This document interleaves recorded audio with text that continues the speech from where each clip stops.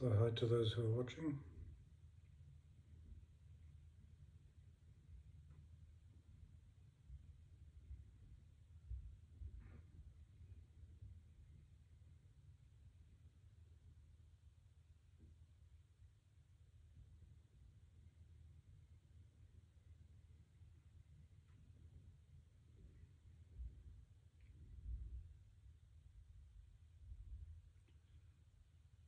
I can't sell non-duality. There's no desire here for anything to be any different.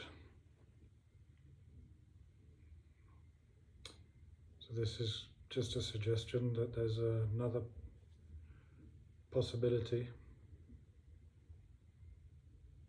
that instead of my life, there's just life.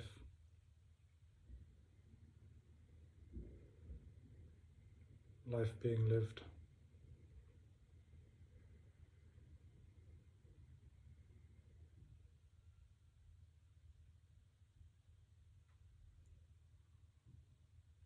And something that's come up is the direct pointing that this is it and there's no one doing anything. There's simply no you.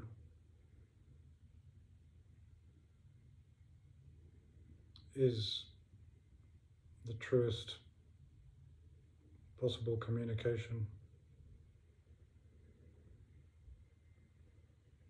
because this is it, however it's appearing, nothing being everything, and that everything means everything.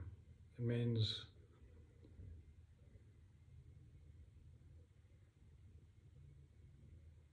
the craziness in the mind, the unwanted feelings, the wanted feelings,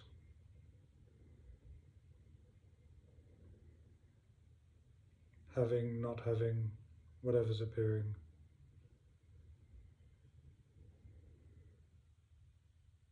For most, there's just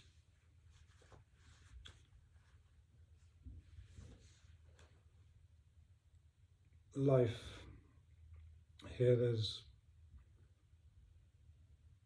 nothing and everything simultaneously, and it's impossible to explain.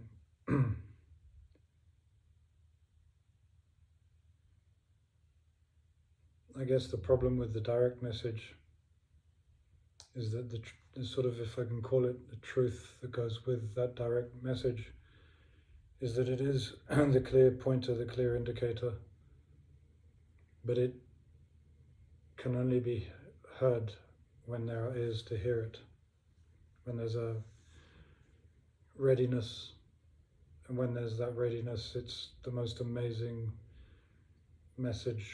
It just extinguishes the me. It suffocates it, it ends it, because there's just nowhere to go. However, it can be dangerous for those who, you could say, who don't have ears to hear it, because it will most likely be taken on as a concept, and then people will try to live as a no me, or be excessively spiritual or not spiritual, or every variation that can come out of that. And that's still what's just happening. But the notion of no me, no self, doesn't mean laziness when we hear that there's nothing to do, nowhere to go, because it is everything. It is brushing your teeth, it is going to the bank, it is working, it's everything. So all of life continues to happen, but just for nobody. and it doesn't need to be thought of or questioned. Who would question what this is? The seeking is what's happening, but it is the seeking that is that sense of discomfort, that sense of unease.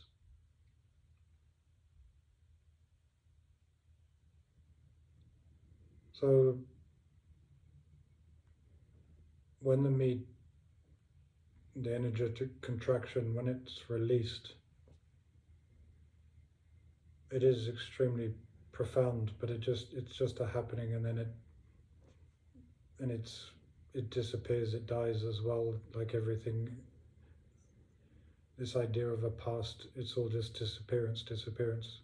Everything just fades away into nothingness. There's nothing to hang on to. So it's not important. It's not remarkable. You're just left with what is. But seemingly, once the energetic contraction is released, there can still be an overly active mind that in its essence is not a problem, but it can feel very problematic. There can be, and the best way I can explain it is that from many years of repression, repressing emotions, feelings, and thoughts, especially anything that would be labeled as negative,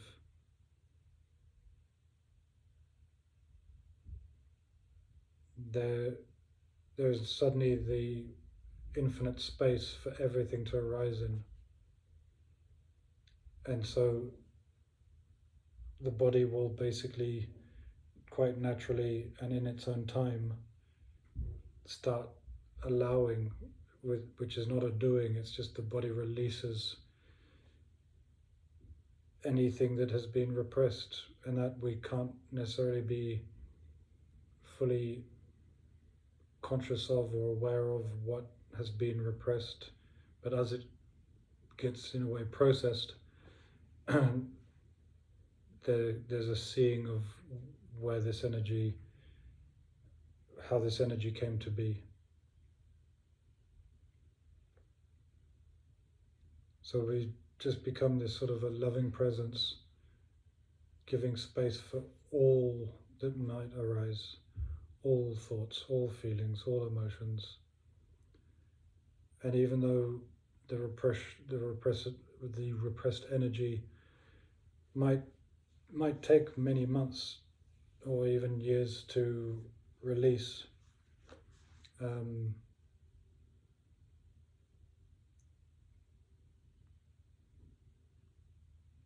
I would say the best thing to do is to be just there with it, to allow it to cry when you need to cry.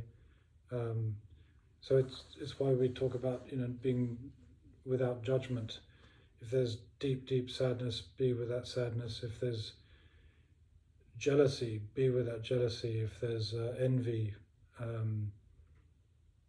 rage, anger,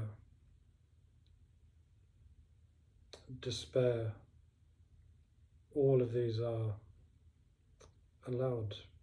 They have no,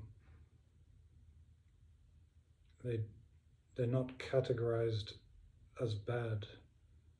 It's just moving energy. And although there might be a sense of I want to get to the good feelings or the happiness, in a way, and these are just words that won't be used in a non-dual direct pointing, but this really is about encountering God, becoming one with God, and having full faith in God. And God can be source, the beloved,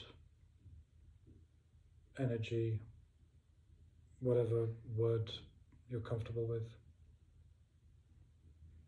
So this is meeting life exactly where it is.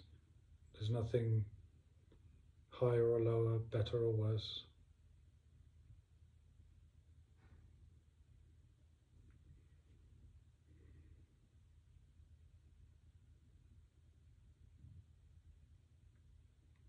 And I guess I'm communicating this because out of love and out of compassion. I'm not a teacher. If I could put any word, closest I would put would be a guide, somebody who's walked an apparent path and that can just turn around and say to those who are walking it as well, this is it, it's going to be okay. Just to be a point of comfort, to give reassurance. But it really is in God that we confide. When we are sad, just be with God in that sadness. Because this really is a movement from knowing to unknowing. And that is that movement into faith with God, that I have no idea, in a way of saying I have no idea where this is going, what this is. So I'll trust a higher power. That if this energy needs to be here, then this energy needs to be here.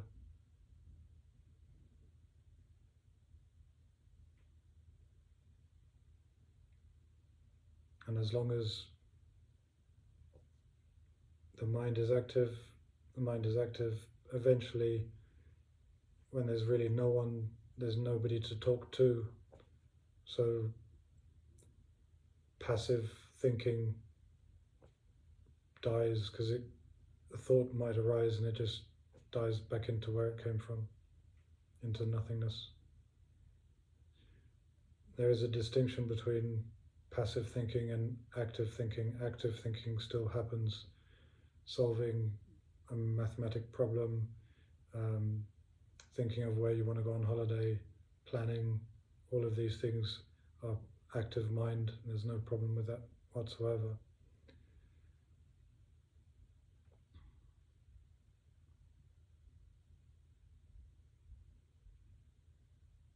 Some may think that this is a life without problems. Problems can still arise. They might not be labeled as problems as such. It's just what's happening, and so you could call them challenges, you could call them, it doesn't really matter if you call them a problem or a challenge. Things sometimes need to be done. They just get done.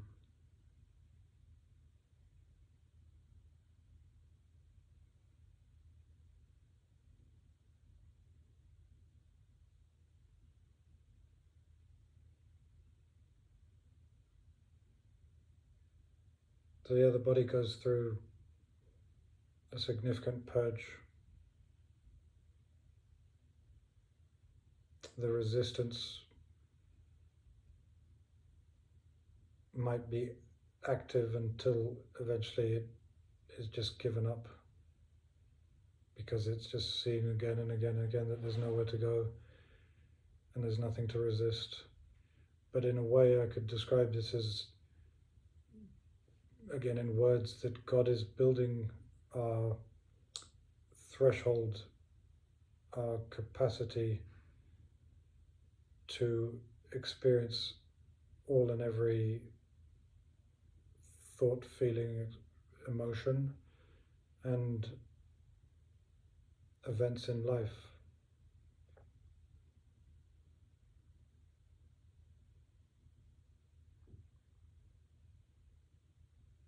the seeking energy tends to be one of pushing and pulling, rejecting and wanting more of, seeking pleasure, pushing away pain.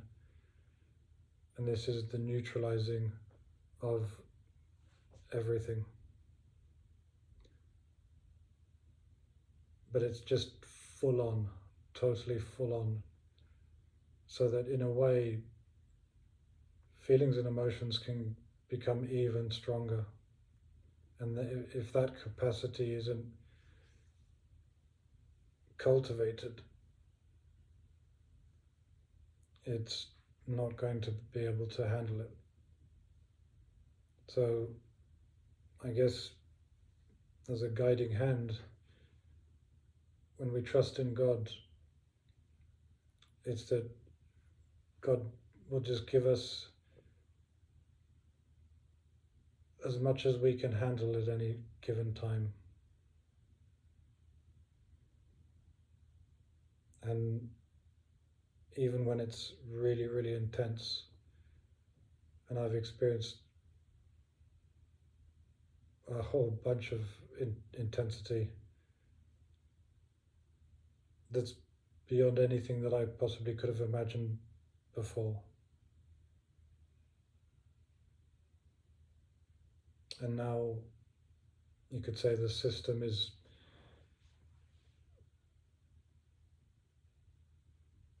simply at peace with anything that arises. There's the space for it, I could say. There's not the needing it to be a different way. Another thing I noticed throughout the apparent purge, because it's just an appearance, it just happens for a while, is that at first the mind tried to label everything. As a feeling came up and it'd be like, oh, that's guilt.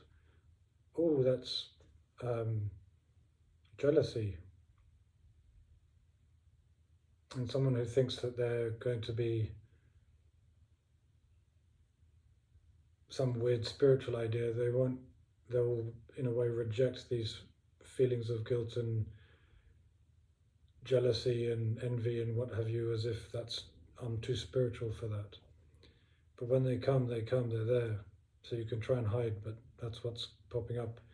And the mind, in a way, is so used to being the dominant that it basically tries to label everything, and it's just the way it functions, so that it wants to understand, so that it knows how to fix it. But this is the cessation of trying to fix it. It's just letting it be there, being with it. There's jealousy, so what? And it's just feeling that jealousy. And there's no action taken on it, it's just an energy that's there. And then after a while of experiencing all of the great array of feelings and emotions that can arise, there comes a point where the mind simply stops. There's no more labeling.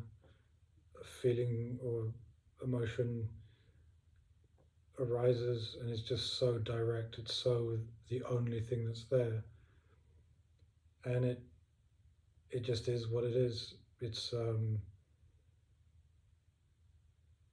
bodily, it has a kind of a flavor to it, or a fragrance, and there's in a way more of a curiosity, like, oh, what's this? And not even knowing necessarily why this has suddenly popped up. It's just there.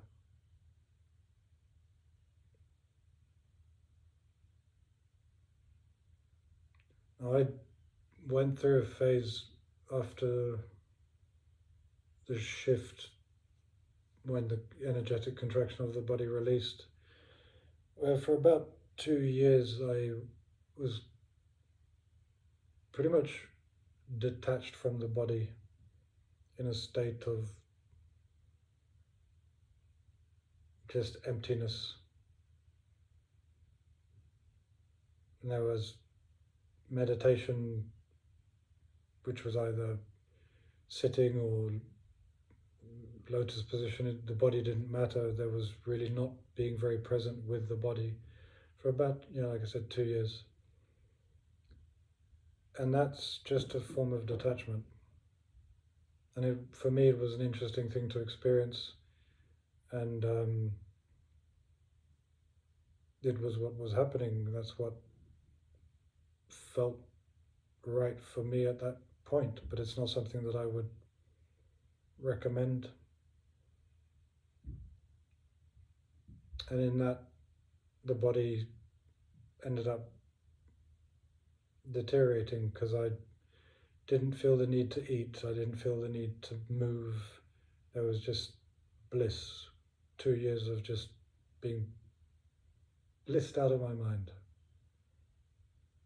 Just so in awe with life. It's just beautiful. And time had no more existence notion. It was just gone. There was just poof, life. So eventually I could say there was a coming back into the body to love it and to look after it. And then there was the beingness part. The emptiness is one thing, and then there's the beingness that are emptiness and fullness. And being fully with the body that needs food, that wants safety, that wants a sense of comfort, and to be there for the body. But it doesn't ask for much. It's pretty simple. But to be there, to be able to provide. So it's very, very ordinary. The body just wants to eat and sleep, move.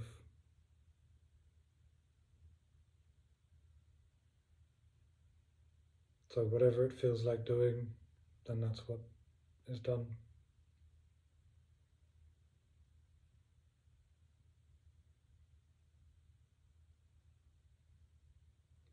So the seeking energy is just an absolute desire to, like an itch, to get somewhere else, just not this, but this is it.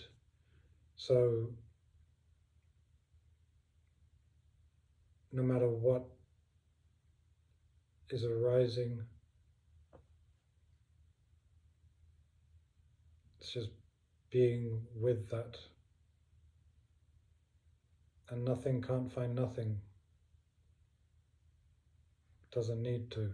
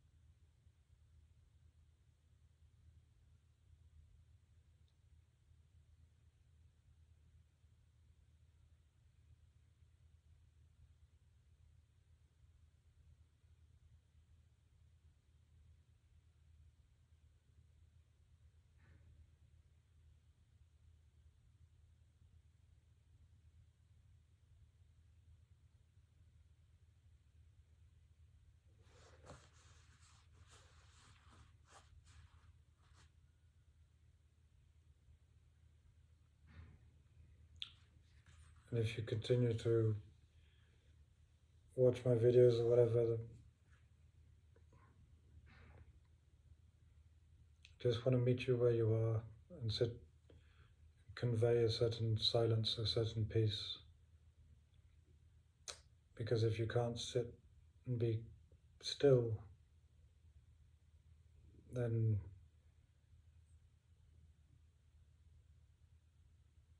you're going to be challenged with things that are going to arise. So this is more essential than the words that may be spoken. Only the mind wants the words.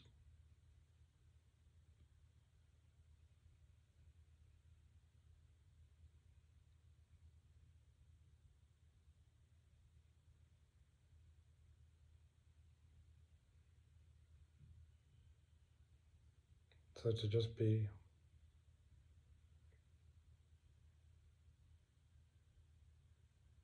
and rather than doing, for example, a guided meditation, which will just give you instruction that you feel like is a ladder or a step-by-step process in order to arrive here, that's just not possible. There's no progression or ladder or steps to get here.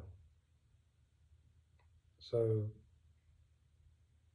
quick videos hoping that you'll hear a particular word that will awaken you, that's a waste of time.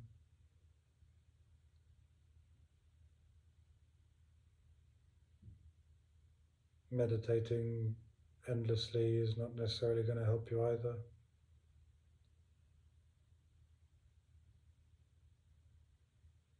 So it's being with what is, and if this is what is here, then I'll just invite you to just be here. And there's something more energetic that's going on here in a transmission.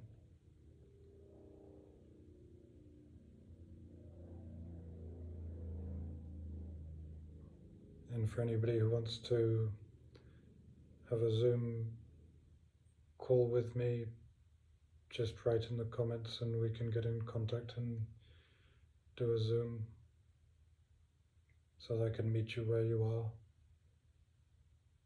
and help you in any way that may need guidance.